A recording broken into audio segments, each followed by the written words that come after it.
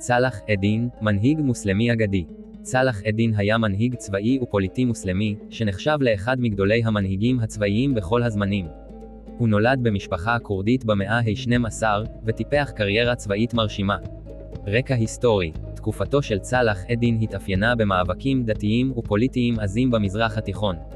הצלבנים הנוצרים כבשו חלקים נרחבים מהאזור, והקימו ממלכות צלבניות. המוסלמים, מצידם, ביקשו לשחרר את אדמותיהם הקדושות.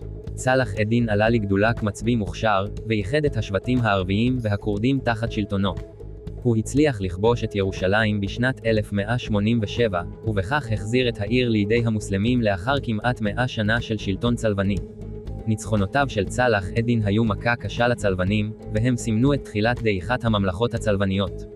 מורשתו. צלאח א-דין נחשב לגיבור לאומי בעולם הערבי והמוסלמי.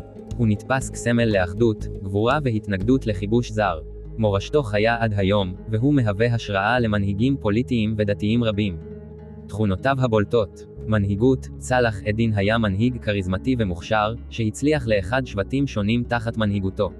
אסטרטגיה צבאית. הוא היה מצביא מוכשר, שפיתח אסטרטגיות צבאיות חדשניות. סובלנות דתית. למרות היותו מוסלמי אדוק, צלאח א-דין התייחס בסובלנות לדתות אחרות, והגן על הנוצרים והיהודים שחיו תחת שלטונו. אישיות צנועה. למרות מעמדו הגבוה, צלאח א-דין היה ידוע בצניעותו ובאורח חייו הפשוט.